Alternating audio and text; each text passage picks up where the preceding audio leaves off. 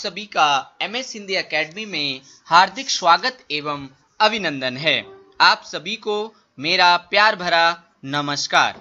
आज की कक्षा में हम शब्द विचार के अंतर्गत देशज शब्द का अध्ययन करेंगे। उत्पत्ति के आधार पर शब्द चार प्रकार के होते हैं: तत्सम, तद्भव, देशज, विदेशज। तत्सम और तद्भव का अध्ययन हम अपनी पूर्व कक्षाओं में कर चुके हैं। तत्सम और तद्भव से संबंधित वीडियो का लिंक आपको ऊपर आई बटन में और नीचे डिस्क्रिप्शन बॉक्स में मिल जाएगा। आज हम देशज शब्द का अध्ययन करेंगे। देशज शब्द में हम देखते हैं कि यहां पर ज प्रत्यय जुड़ा हुआ है। ज का मतलब होता है जन्म या फिर उत्पन्न।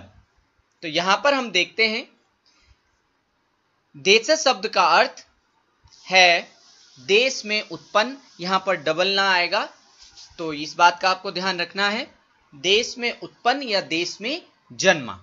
या फिर हम परिभाषा देख सकते हैं, जो शब्द क्षेत्रीय प्रभाव के कारण हिंदी भाषा में प्रचलित हुए हैं उन्हें देशज शब्द कहते हैं।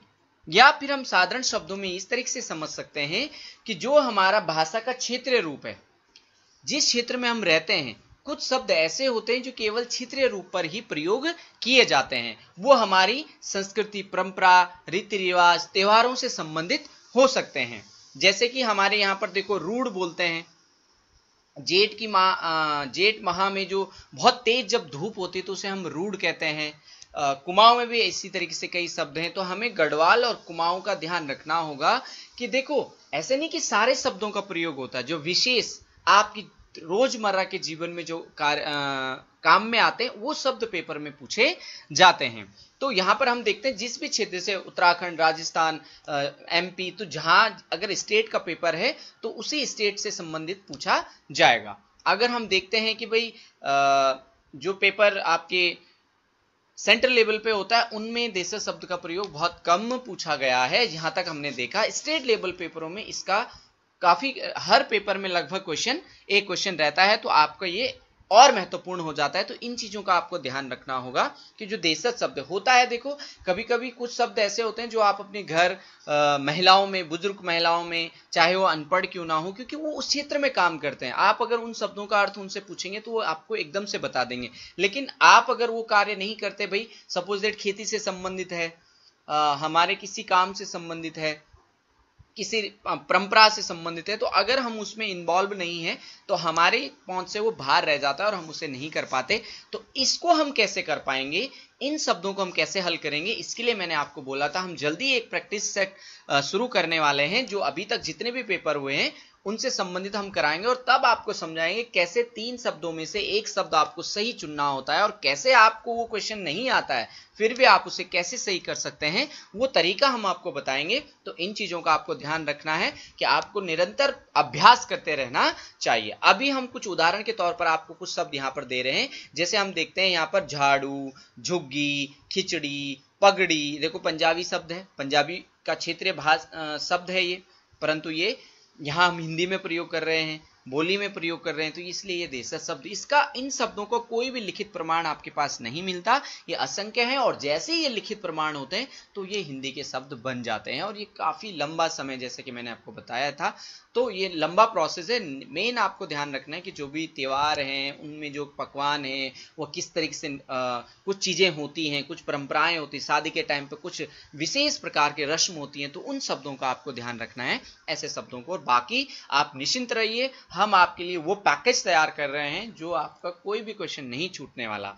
ठीक है, लोटा, टांग, कटोरा, डोंगा, खाट, थैली, थैला, झोपड़ी, पेट, भीड़, तोराई, गड़बड़, यहाँ पर धड़कन, यहाँ पर तकली, रुई, महिला, माला, सरसों, ये सभी जो शब्द हैं आपके देशज शब्द कहलाते हैं। अर्थात ये क्षेत्रीय रूप के हैं और क्षेत्रीय शब्दों में इसका प्रयोग करते हैं। कुछ दक्षिणी भारत के शब्द होंगे, कुछ कुमाऊं के हैं, यहाँ पर कुछ हमारे पूर्वी भारत के हैं। यहाँ पर हम गढ़वाल और कुमाऊं का मेन हमें ध्यान रखना है। तो यहाँ पर जिन शब्दों का प्रयोग किया सबसे महत्वपूर्ण और आसान भी यही है। यहाँ आपका एक नंबर पक्का हो जाता है। अगर वो पूछता है कि निम्नलिखित में से देशज शब्द बताइए या कौन सा देशज है, तो आसानी से आप लोग इसे छांट सकते हैं। जैसे कि मैंने आपको बताया तद्भव और देशज, अगर आपके तद्भव तत्सम आगे आपके क्लियर हैं तो आप आसानी से देशज शब्दों को बता सकते हैं। तो इसलिए आपको हम ये एक बेसिक जो कोर्स है वो आपको दे रहे हैं। इसके बाद पेपर का माहौल हम आपको देंगे, जो मैंने आपको बोला था, ताकि होने वाली जो भी गलतियां हैं, जो भी आपको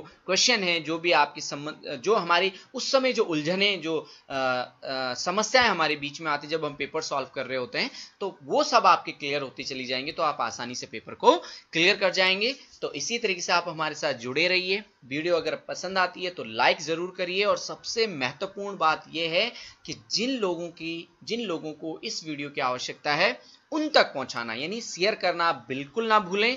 ये आपका बहुत बड़ा योगदान होगा और बहुत बड़ा परोपकार होगा। तो ये आप निरंतर करते रहिए और चैनल को सब्सक्राइब कर दीजिए, ताकि आपको इससे जुड़े सभी वीडियो आपको मिलती रहें। तो पुनः आपको दूसरी वीडियो के साथ आपके साथ भेंट होगी। तब तक के लिए नमस्कार।